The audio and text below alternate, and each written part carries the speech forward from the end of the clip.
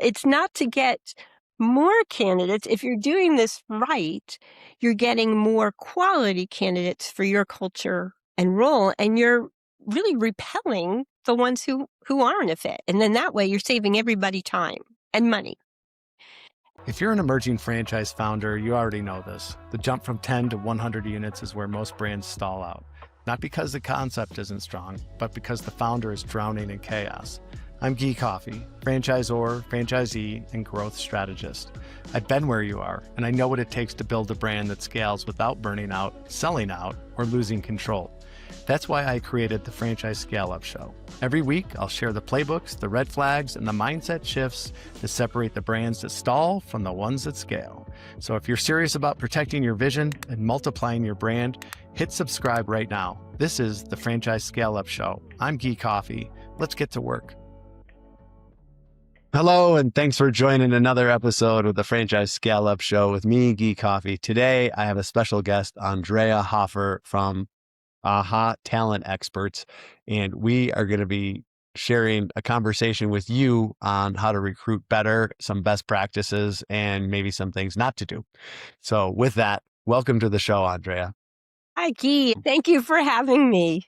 I'm really happy to be here. Well, I followed you for a while on LinkedIn. As a former franchisee, you have special credibility in my eyes, and I'm sure special credibility in anybody that's a franchisor or a franchisee, that you were a past franchisee. And that is how you got good at recruiting and made a big switch in your career back in 2016. Is that right? That's correct. Actually, it was a little bit before that. I sold my franchise location in 2016, but I had started AHA at about a few years prior to that. So I was kind of doing it on the side until I sold the spa and then went into it full time. Okay. Well, the reason I bring that up is because, as you know, people in franchising know that it's a little bit of a different animal than all small businesses, but recruiting is something that goes across any business, whether it's franchised or not. And what I've found, and I'm sure you found more often than I, that the people that aren't afraid of recruiting or have a good process in place can kind of keep their teams more fully staffed and maybe make changes sooner than people that are afraid about recruiting, or don't have a real good process in place. So with that, I would just, open it up to the first question is like, what do you do for either a franchise system or franchisees that are operating one or multiple units? What are your services?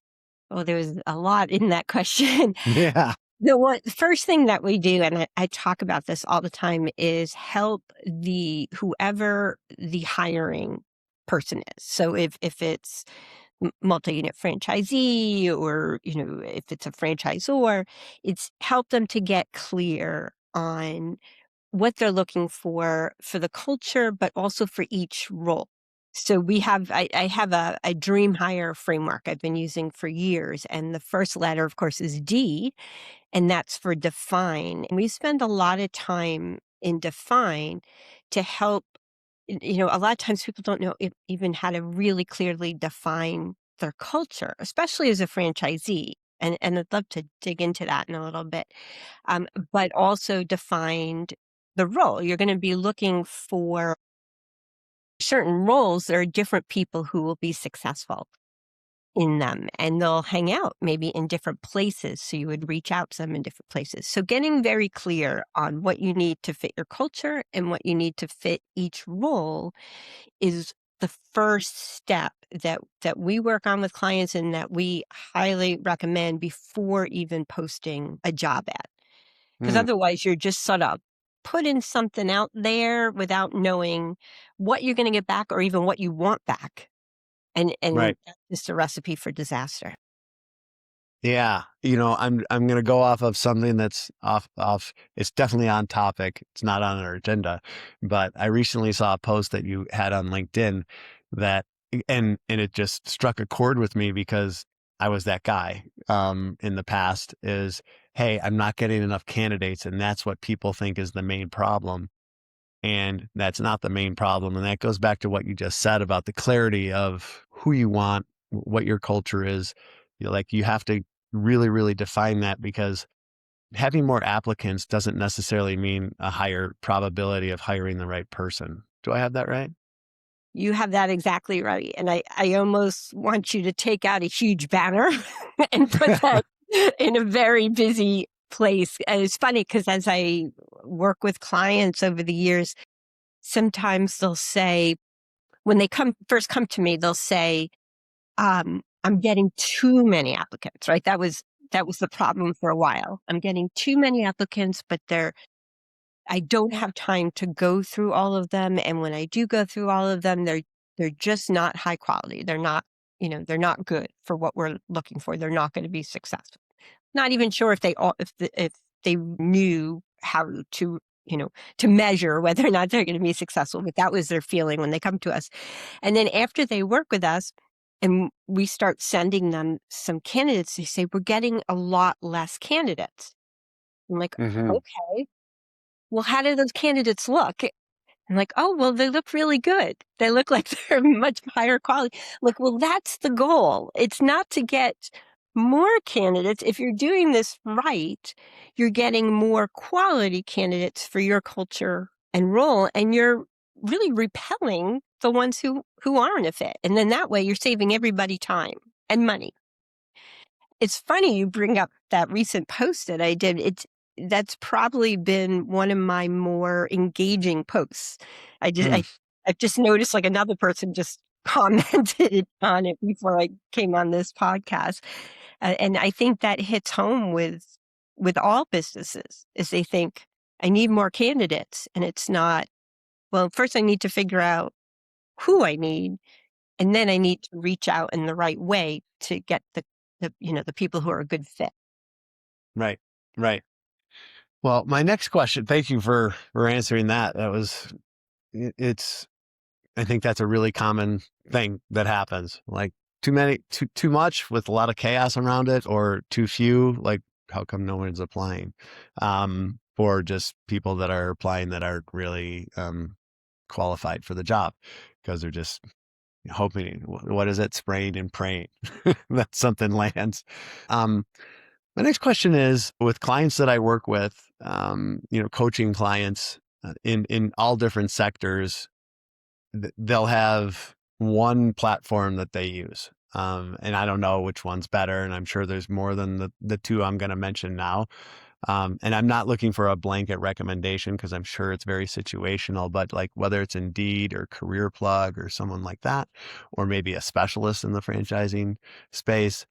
And again, I'm saying this because I've made this mistake in our own organization, that we had those set up, those templates and Career Plug for who we were looking for the positions and things like that. And then when we had someone come in and look at it, this is before I knew you, Andrea. So, when we had someone Awesome to come hear. in, they're like, this setup is completely wrong. Like, no wonder you're not getting the success. And they made some tweaks. And to be honest, I don't know exactly what they were. It's above my head. But all of a sudden, our focus got narrowed. Our applications were more relevant to the positions and being able to hire good quality.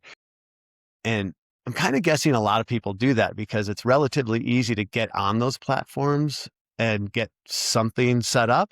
But I'm guessing that a lot of them, there's room for improvement in how that setup is and how their workflow is I've over explained this question, but you get No, the I idea. get it because I see this every day, especially with franchisees. Because one of the things that franchisors will do, and it's all good intentions, is to help with recruiting. They will source out who they think is the best vendor for what's called an applicant tracking system, an ATS. And essentially what an applicant tracking system is it's a way to manage your candidate flow, and it also typically will push out to all the major job boards. And then there's different automations you can build within it, and you can put templates in it. And I'm not sure I think some franchisors will recommend different templates. What I've seen is that a lot of these franchisees will buy into those platforms because I think because of the joint employer laws, often franchisors have to be careful about requiring these systems, right? So they'll highly recommend them. In many cases, they'll say that if you use this ATS, then your job ads will show up on the career page of corporate, which is, very attractive to Sure. franchisees. Sure. Um, but what happens is they don't always know how to utilize those systems, like you said, effectively. And that's where I often get the calls, we have career plug, and we don't know how to use it. The thing that I see the most often is they just keep putting money towards sponsoring ads, thinking that's the way to generate traffic, which it might generate traffic, but it might not be the right traffic. So one of the things I've seen missing for many years is that, that define part of the process that we just talked about. So we recently built a couple of AI bots that help the franchisee or employer. We've used it with other types of employers as well, to go through the process that we used to charge thousands of dollars for with us, where they can go through the bot with it. Doesn't take long, and help them to define their culture and define the role. And then the next spot is, how do I develop a recruitment marketing plan? What are social media posts I can do? Um, what are good interview questions? Things like that. So those are the pieces that I've seen over the years that I believe are still missing from most of the major applicant tracking systems.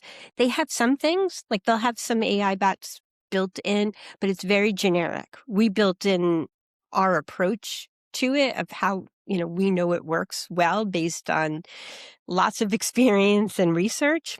Hmm. And so if you combine the two, then we find you get better results. So that's one of the things we're really pushing out now, is encouraging people to, to use to either use these bots or do some sort of clarification system Hmm. before they use an ATS and just end up putting a lot of volume behind something they probably don't want to amplify.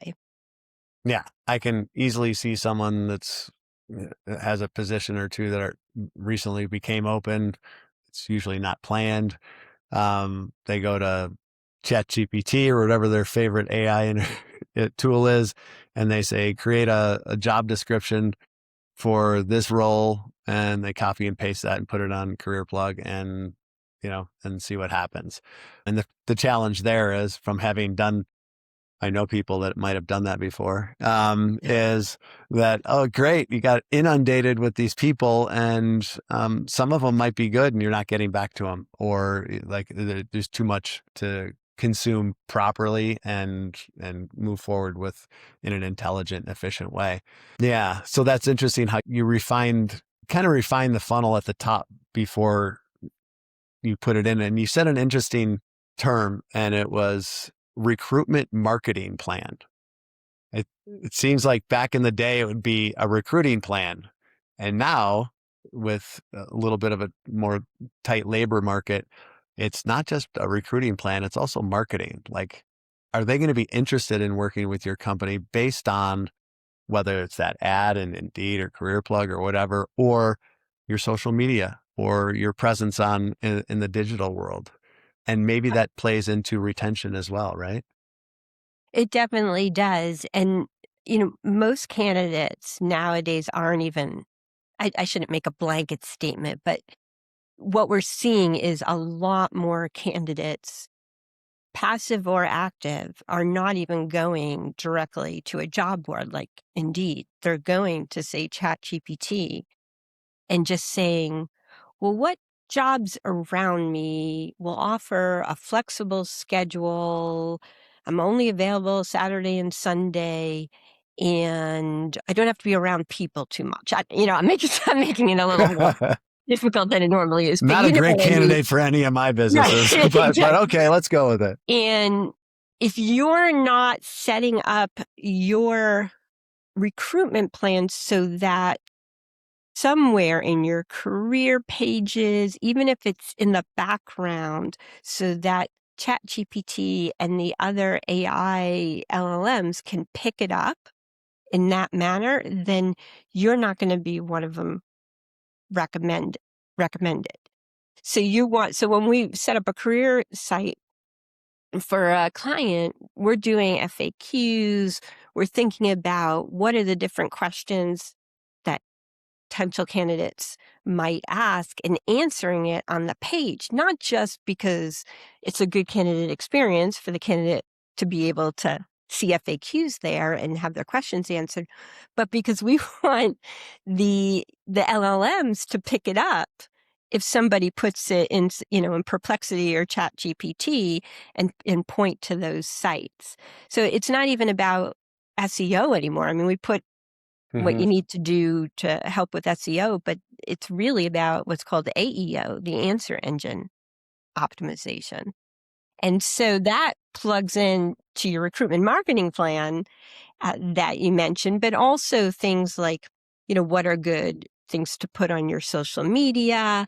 Are you sharing a day in the life at your business? Are you highlighting current team members and why they're employee of the month or how they really lived your core value today, or show everybody's pet if that's part of your culture, things that make it more human and not just a job. Hmm. What is it really like to be a part of that team? And Yeah. that's, I mean, it's always been important. It's called employer branding. I've been studying employer branding for over a decade. It's just now that people are starting, they might not know the term, but they're starting to realize it's important because of AI, but also because of the way we've changed and how we look for jobs and stay at jobs. Yeah. To your point, I recently had a guest on who runs one of the largest franchise systems in Australia, and they are super heavy in organic social content. And he was saying that on average, people that come to their discovery days have consumed at least 22 hours of videos from them. So they know what they're getting into. And I'm just thinking about it from my perspective with our franchise system. There's a couple of the studios around the country that actually have Saturday morning dance offs basically, and they put them on social media. And so if someone's like a fun loving, let's have a lot of fun and let's get to work kind of person, and they're in those geographic areas and they see that, it's like that's a fit for me. They know it, maybe it's not always dancing videos or something like that. Maybe it's something else that would ring true or be attractive to a potential employee. But man, it's kind of like social proof before they even have a conversation with you. Exactly. And we are a review research society, right? We don't want to talk to anybody until we've actually Yeah. gone online, looked for testimonials, looked for as much information as we can of what we're going to encounter before we even make contact. I mean, that's become more and more and more true. So we need to keep that in mind when we're recruiting, and it's all part of that recruitment plan. Yeah. I like that. A review and research society. That sums it up really well. It's a great term. You have a couple really nice terms on here. I'm gonna steal those if you don't mind. Be my guest. I'd be honored. Yeah. So recruiting kind of starts with the culture that you're building first, but then when the rubber hits the road, you have three people walk out for whatever reason. Now, this can happen in the beauty industry, and you need to fill positions really fast. That's a high kind of churn environment, and you have to get people in there fast. And that goes to one of the questions we're going to have later, just a little forewarning for you. But you need to have this recruiting set up before you actually need it. Am I right? This is a quick break to thank you for listening. Every week, we are getting more and more people listening to the show, and this growth is helping me to improve it and make it even more helpful to you. My intention for this show is to help more people win in business and life. To that end, I have a favor to ask. If you know of an entrepreneur that would benefit, please hit the share button and shoot them a text with the link. Back to the show. Make this a great day. Yeah, well, you and I were talking earlier about how I love to say always be recruiting. Uh, and it's true. And, one of the things that when I owned my spa that we did once I started figuring this stuff out is we started having regular, what I called group informational sessions. Okay. And this way, even when we didn't need people. So we did them fairly regularly for front desk since that was our highest turnover area. And then we did them about quarterly for each of our therapeutic roles. We had a whole process behind it. But at the group informational session, it was typically 90 minutes. I would hold it at a local Panera's and there were a couple of reasons for that. One is I didn't have room in the spa to do it, so we Right. were always open. But two, I loved watching to see how people entered. That alone and was because these were sales roles. So I Mhm. needed to know that they were confident and assertive enough to be able to ask questions if they didn't find us, to if I wasn't there yet or they didn't see signage to, recognize each other and introduce each other. But that was just a little, kind of side thing. But during the 90 minutes, we gave them a very good overview of what the position was about through interactive activities. So we got to see how they worked together. We played a lot of games, but the games were specifically related to selling and customer service, everything that would go along with that particular role. And the goal was by the end of the 90 minutes, or maybe even earlier, sometimes it happened earlier, some people would say, "You know what? This is not for me, but thank you. I learned a Yeah. lot about myself." I heard this so often. "This is not for me, but I've learned so much about myself, and I really enjoyed the experience, and I'm gonna recommend your spa." Great. Okay.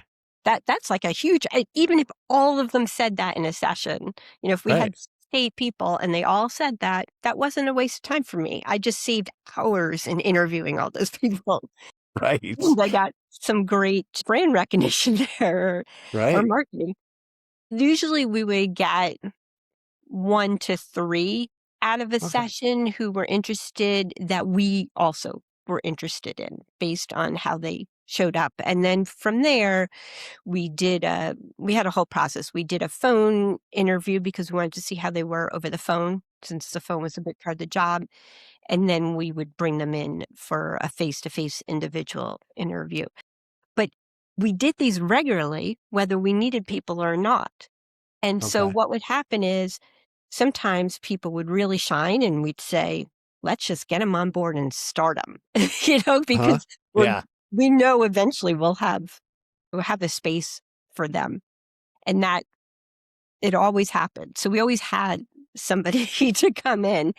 Yeah. And then other times we might say we'll have a role available in a week or two, or we anticipate people are leaving for school, things like that. So we had a funnel Yeah. essentially. That was our door to our funnel, and it worked really well. What a what a difference it makes to have a funnel of people you've actually sat down and spent time with in a Hmm. public setting, to rather than resumes or cover letters or, no shows or whatever the case may be. Yeah, that's interesting.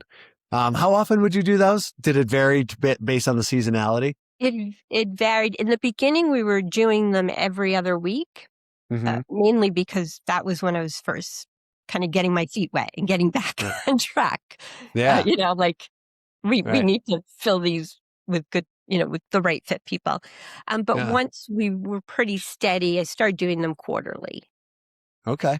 I I I I definitely want to start wrapping this up so we get to our rapid fire. But like that is such an interesting concept. And as an owner of a franchise unit, or primarily like for looking for frontline service workers, that would be a very proactive step. How did you? Just one more question on that is, how did you entice people to show up to Panera on Monday night at 6 p.m. or Saturday at 11 a.m.? Was it like, hey, free lunch and learn about a job, or how did you do that?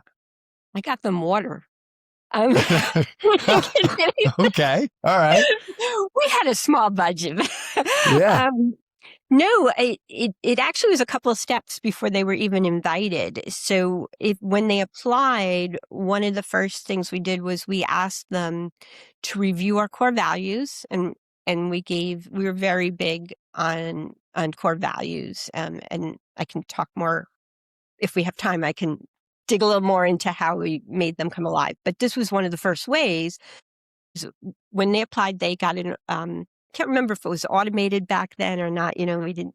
This was 2008, 2009, I think, when we started this. Okay. And the email would essentially say that our core values are very important to us, and that we truly live them. And here's a brief description of each of our core values. In order to be invited to the next step, please pick one of the core values that resonates with you the most, and just send us a couple of sentences of why it resonates with you and a specific example of you living that value.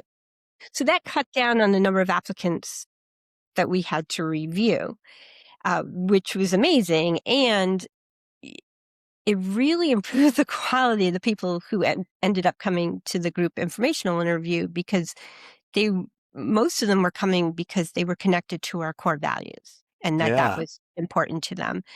And so then once we got those answers, okay, these people are already engaged, right? So it was a pretty easy step then to say our next group informational interview is whatever the date is. Can you make it? And we had to follow up, of course. You always have to follow up a few times, and not everybody would show up. Sometimes we'd have 2 people show up, and other times we'd have 15, and sometimes we'd have none. But we just kept doing them. And it worked. Now with clients, I'll help facilitate them in the beginning, and we started doing them a lot through Zoom. It's when COVID started. But now I try to encourage people to start doing it back locally Mm-hmm. in person. For sure. But it still works. But instead of sending the email with core values, now we send an invitation to do a one-way video interview and ask specific questions such as that. Oh, okay. All right. So it's evolved a little bit, but hey, if someone's got willingness to smooth out their recruiting process and their staffing issues, whether it's old school way of getting people together somewhere, I love that starting point of just getting some input from them on something that's important to you, and seeing if they're willing to punch out a few keystrokes and give you something back, or whatever the case may be, because some people aren't willing, and that's a really good person not to have on your calendar, right? Exactly. Yeah, I do Yeah. want to make a point about that is we did not ask the questions in the application. We only asked it after they applied. We sent them an email asking, and there was a reason for that. And I talk about it pretty often. Is people often will apply in the moment. They might be online somewhere. They're especially now on their smartphone. So you want to make it really easy for them, because they'll just forget. But if they apply in the moment and then you follow up with something like that with the core values, it they have time to process it and be like, oh yeah, I really am interested in this. And then Yeah. make the decision if they're going to respond. Right.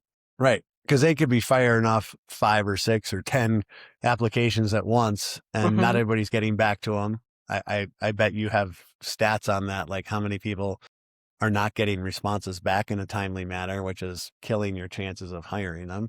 And then they get one from you that sticks out, number one, because you're talking about core values and you're asking them for something in return, which is great. Well, that's a great process. Thanks for sharing that. And I'm sure you have others that come along with your service that you help people arrange, coordinate, execute at a high level. But we're gonna land the plane here. I just got a couple rapid fire questions for you, and please feel free to to expound on your answers. The more information you're sharing with the audience, the better it is. So, the first one is, I have to put my eye goggles on here, is myth or a must in the recruiting world. And the first one is hire fast or you lose them. Is that a myth or is that a must? I'm going to say must. And everybody out there is thinking, what? Because we Uh-huh. hear, Hire hire slow, slow. fire fast. Right. And I have never liked that phrase. And the reason is that, especially in our fast paced world now, we need to move quickly or we are going to lose them. That doesn't mean move quickly and make bad decisions. You need to have a very good process in place so you can move quickly and still make good, clear decisions. So I Yeah. just wanted to make sure I could clarify that. Right. Right. Well, thank you for doing that, because yeah, that's a good caveat. Like, move quickly, but don't make bad decisions. Second one, myth or a must? Pay is the only thing that matters. Well, that's a myth. That's I don't have any stats off the top of my head, but even just personal experience, I've come across so many candidates where I must say pay to a certain extent based on need, of course, is important, but there are other things that are also important to candidates. And flexibility is one of the top ones, as well as career progression. How am okay. I going to develop here? Yeah. So we better have some verbiage and some language and some communications around those two things: flexibility and the If it's possibilities true, for career progression. yes. Yeah. If it's Right. true, Right. if there Yeah. actually is a career ladder, and the worst thing to do is to have that in your job posting or your marketing, and then it's not actually, the expectations are completely off from Yeah. what you deliver. Right. Okay. Thank you. Myth or a must? Experience always trumps attitude. Myth.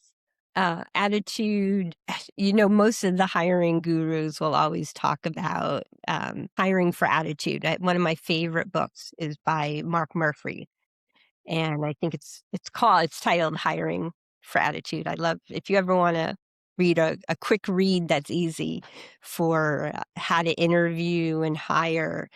Mark Murphy is the person I tend to, one of the ones I tend to follow. But Oh, thank you. you can teach a lot of the skills, but I also think it's important that the person really wants to do the job, because I have seen attitudes change drastically by the same person in the same culture just by changing the role. Hmm. 'Cause it's Okay. a The right seat, role. as they Right, say, right? exactly, people in the right seat, yeah, and Okay. it's amazing. Now you might not have the right role for them, but sometimes you do, so it's not always, you know, no to a person. It might just be yes, but to a different role. Good point. Yeah. So don't give up on that person. They just might not be in the right seat in your organization. Mhm. Right. All right. And our final one, myth or a must? All job ads should follow corporate templates. Myth. Okay. I could speak for hours about job ads. I bet you could. I do Yeah. think that for franchises, it's good to have certain templates per se, but you can customize it based on how the core values show up at your locations, and then anything that is specific to that, the area around your locations. Ooh, So yeah. one of the things that we did, so I said a spa owned massage MV spa, and they had corporate core values, which Hmm. was great. Uh, when I wanted to focus on what our core values as with our team, where I didn't want it to get too confusing with, here are corporate values. But we never talked about at the corporate level how those core values really showed up as observable behaviors and how that contributed to the culture. It was sort of, I kind of got the feeling it was sort of something you did was to have core values, right? And Hmm. so what we did as a team is we looked at the core values and we talked about how can we embrace them? How do we define each of them? What are the behaviors that show up for each of these core values? So yes, these are the overall corporate core values, but how do they show up at our location? And that's what we measured everything by. Like, that's what we shared in the job ads. That's what we did the employee of the month or employee of the quarter on. Hmm. We had, um, I forget what I call them. I think like reward cards where I got these postcards made. This was one of my favorite things. I think I read it, um, something similar in a book, and I'm like, we can apply this to us. All right. Where I got a whole bunch of postcards made with Massage Envy logo on one side, um, and it said something like, thank you, or thank you for being part of our team. And on the other side were the core values with just brief descriptions of each. And then on top it said, thank you for living. And so whenever Ah, somebody, um, if it didn't have to be a manager, like if one coworker felt that another coworker lived one of the values in the way we've defined them, then they would circle the core value and write on the card, what this person did and give it to them. nice. And I remember one day early on when we started doing this, I didn't come in for 3, 4 days, and I think it was a busy 3, 4 days, or maybe not. I don't know. And I came in and I went back to the break room, put something in the fridge or whatever, and plastered on all of the walls were so many of these cards that it was just amazing that the team really embraced it. It was a very close team, so they loved thanking each other, and this gave them a structure to recognize each other that contributed back to the culture. That is a very cool story. That's a great idea.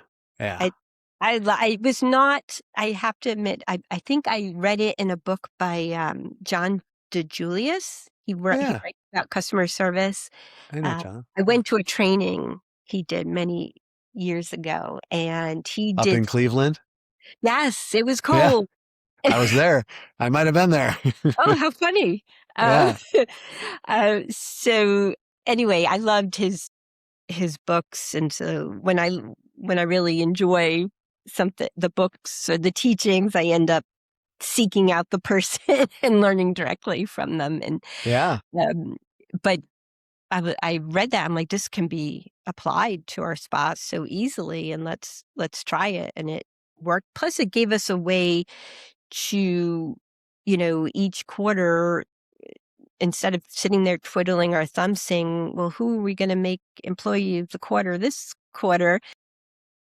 We had documentation of, Yeah. not just numbers on their sales, but how they were, looking at the cards, who was living Yeah. our culture.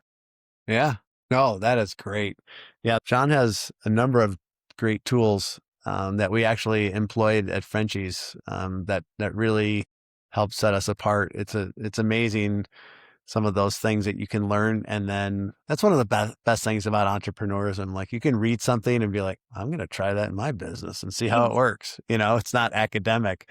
mhm. So yeah, we use some of John's practices in our studios that, ended up making them feel like really special places for the clients. Like one of the things was, every new client gets a little tiny little gift bag with Frenchies on it that sits there. So anybody in the studio, employees that come in later, or an owner or manager comes in, they see that little bag by one of the clients. It's like, welcome to Frenchies. It's your first time here. Thanks so much for being here. So I know this doesn't have to do with recruiting, but maybe it has to do with retention, right? It definitely has to do And with culture.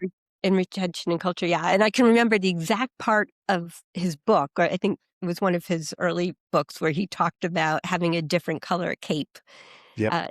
at his spa for the Mm-hmm.